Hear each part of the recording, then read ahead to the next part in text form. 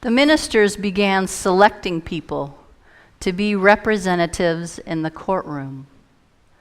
They told Minnie, Amelie, Walter's children, Walter McMillan, who has been wrongfully convicted of a notorious murder and sits on death row.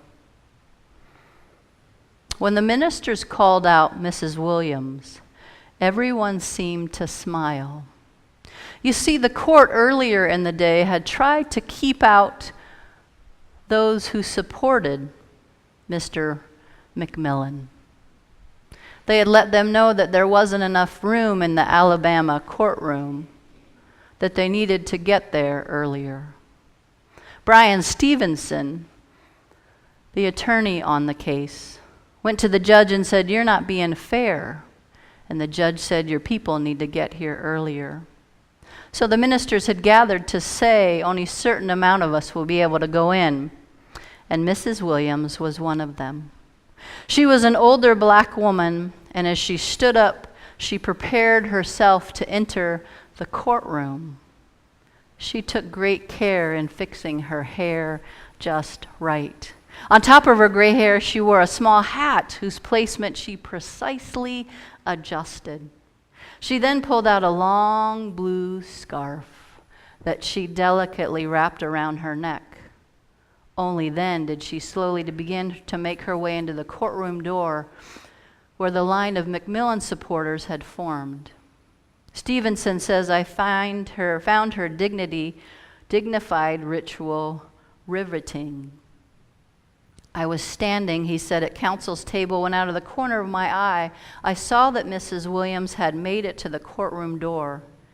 She was quite elegant in her scarf and hat.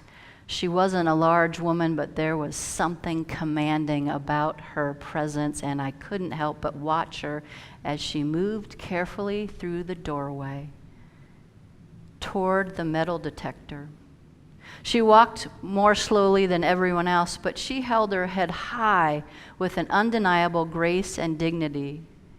She reminded me of older women I've been around all my life.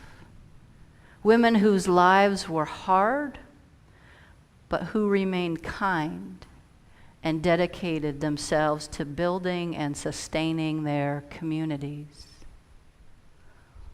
Mrs. Williams seemed to be one of those humans that we might admire about how she lived out her Christian faith, her spiritual journey, her compassionate and justice creating ethic. And I know I'm getting a little bit of a jump start on All Saints Day when we're going to gather next Sunday and honor and give thanks to those saints who've gone before us and are now part of that great cloud of witnesses. And yet, who are those humans in your lives? Who are those embodied folk who beloved their God, their Jesus, their Holy Spirit?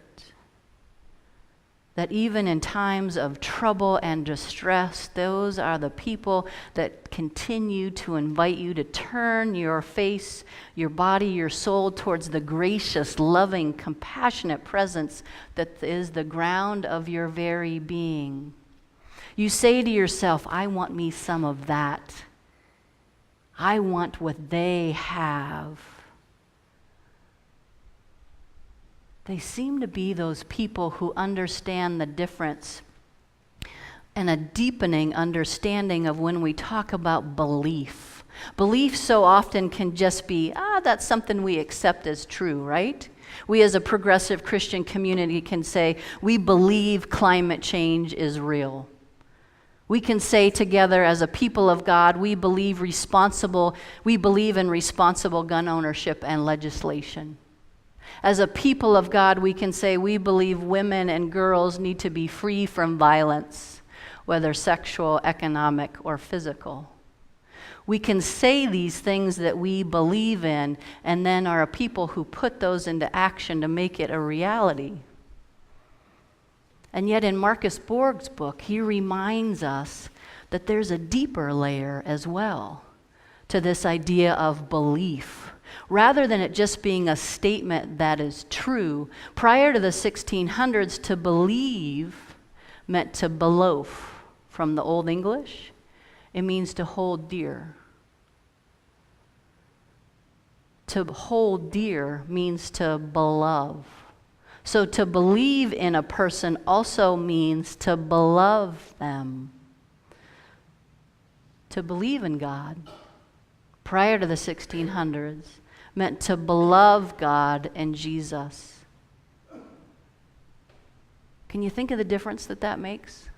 Rather than just saying, oh, sure, I believe in God. What happens to our relationship and our bodies and our faith communities if we say, we beloved this God, we beloved this Jesus? Jesus did not say in the scripture that we read this morning, you shall believe that these statements about God are true. Rather, Jesus says, you shall love the Lord your God with all your heart and your soul and your mind and your strength. Jesus, being the good Jew that he was, is quoting from Deuteronomy, the great commandment. And you shall love your neighbor as yourself. You shall love your neighbor as yourself. What you would want for yourself, you would also want for your neighbor. Mrs. Williams glanced at the available rows to see where she would sit. And then she turned to walk through the metal detector. And that's when she saw the dog. An enormous German Shepherd. Stevenson says, I watched all her composure fall away, replaced by the look of absolute fear.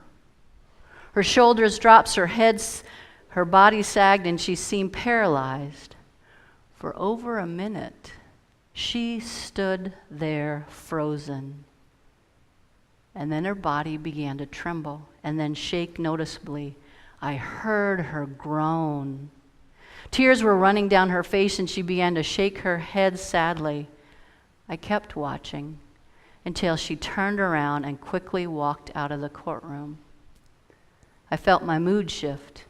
I didn't know exactly what had happened to Mrs. Williams. But I know that here in Alabama, police dogs and black folks looking for justice had never mixed well. Later that day, as Brian Stevenson was finished in the courtroom, he left that evening to go to his car, and there stood Mrs. Williamson with tears in her eyes. And she kept repeating, I feel so bad, Attorney Stevenson, I feel so bad. I was supposed to be in that courtroom. And Brian Stevenson said over and over again, what they did was wrong. That was not fair. That was not right. And she said, no, Attorney Stevenson, I was meant to be in that courtroom. I was supposed to be in that courtroom. It's okay, Mrs. Williamson, it's okay. No, sir. I was supposed to be there, and I wanted to be there. I tried. Lord knows I tried, Mr. Stevenson, but when I saw that dog, she shook her head and stared away with a distant look. When I saw that dog, I thought about 1965, when we gathered at the Edmund Pettus Bridge in Selma and tried to march for our voting rights. They beat us and put those dogs on us. She looked back to me sadly. I tried to move, Attorney Stevenson. I wanted to move, but I just couldn't do it. As she spoke, it seemed like a world of sadness surrounded her as she let go of my hand and walked away. I watched her get into her car with some other people I had seen in the courtroom earlier. I drove back to the motel room, more somber mood, to start preparing for the last day of hearings. To beloved God is to have a deep faith, a deep trust in our God. And I'm very aware when we talk about our faith, that could mean quite a few different things, yes, for each of us, depending on how we define that word, faith.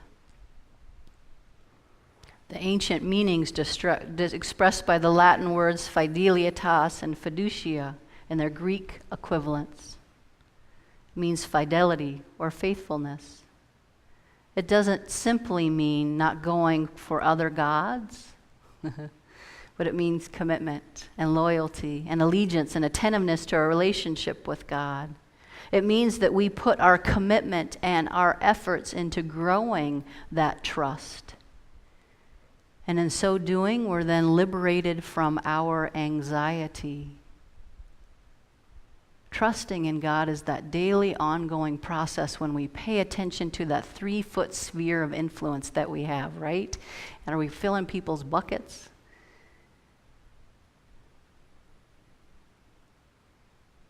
It's attending to that relationship like we do any other friendship or relationship in our lives. So we find ourselves more deeply centered in that reality where we move and have our very being. Brian Stevenson got there early the next day to court. And he noticed a woman he'd seen the night before leaving with Mrs. Williamson. She came up to introduce herself, and it was Mrs. Williamson's daughter. She said when she got home last night, Mrs. Williamson was so upset. She didn't eat anything. She didn't speak to anybody. She just went to her bedroom. We could hear her praying all night long. This morning she called the Reverend and begged him for another chance to be the community representative at the hearing. She was up when I got out of bed, dressed and ready to come to court. I told her she didn't have to come, but she wouldn't hear none of it. She's been through a lot. And well, on the trip down here, she just kept saying over and over again, Lord, I can't be scared of no dog. Lord, I can't be scared of no dog. I was apologizing again to the daughter for what the court officials had done the day before when suddenly there was a commotion at the courtroom door. We both looked up, and there stood Mrs. Williamson. She was once again dressed impeccably in her scarf and hat. She held her handbag tight at her side and seemed to be swaying at the entrance. I could hear her speaking to herself, repeating over and over again, I ain't scared of no dog. I ain't scared of no dog. I watched as the officers allowed her to move forward. She held her head up as she walked slowly through the metal detector, repeating over and over, I ain't scared of no dog. I ain't scared of no dog. It was impossible to look away. She made it through the metal detector and stared at the dog. Then loud enough for everyone to hear, she belted out, I ain't scared of no dog. She moved past the dog and walked in the courtroom. Black folks were already inside, beamed with joy as she passed them. She sat down near the front of the courtroom and turned to me with a broad smile and announced, Attorney Stevenson, I am here. Mrs. Williams, it's so good to see you here. Thank you for coming. The courtroom filled up and I started getting my papers together. They brought Walter into the courtroom, the signal that the hearing was about to begin. That's when I heard Mrs. Williams call my name. No, Attorney Stevenson, you didn't hear me. I said, I'm here. She spoke very loudly and I was a little confused and embarrassed. I turned around and I smiled at her. No, Mrs. Williams, I did hear you. I'm so glad you're here. When I looked at her, though, it was as if she was in her own world. Deep trust, deep faith, beloving God, and the daily ins and outs of our existence. That sphere of influence, that 3 feet that's around us, that makes a difference, that tips the world a little closer to God's dream. For it's connected to justice. Justice is what love looks like in public, Cornel West says so beautifully. The love of our neighbor. Dr. Karen Barra, in her work, Meeting the Universe Halfway, Quantum Physics and the Entanglement of Matter and Meaning, one of those light bedtime stories, she tells us this: justice, which entails acknowledgement, recognition, and loving attention, is not a state that can be achieved once and for all. There are no solutions. There is only the ongoing practice of being open and alive to each meeting, to each interaction, so that we might use our ability to respond, our responsibility to help awaken, to breathe life into every new possibility for living justly. The world and its possibilities for becoming are remade in each meeting. The courtroom was packed, and the bailiff brought the court to order as the judge walked in. Everyone rose, as is the custom. When the judge took the bench and sat down, everyone else in the courtroom sat down as well. There was an unusually long pause as we all waited for the judge to say something. I noticed people staring at something behind me, and that's when I turned around and saw that Mrs. Williams was still standing. The courtroom got very quiet. All eyes were on her. I tried to gesture her so that she would see me and sit down, but then she leaned her head back and shouted, "I'm here." People chuckled nervously as she took her seat, but when she looked at me, I saw tears in her eyes. In that moment, Brian Stevenson says, I felt something peculiar, a deep sense of recognition. I smiled now because I knew she was saying to the room, I may be old, I may be poor, I may be black, but I am here. I'm here because I've got the vision of justice that compels me to be a witness. I am here because I'm supposed to be here. I'm here because you can't keep me away. May it be so. Amen.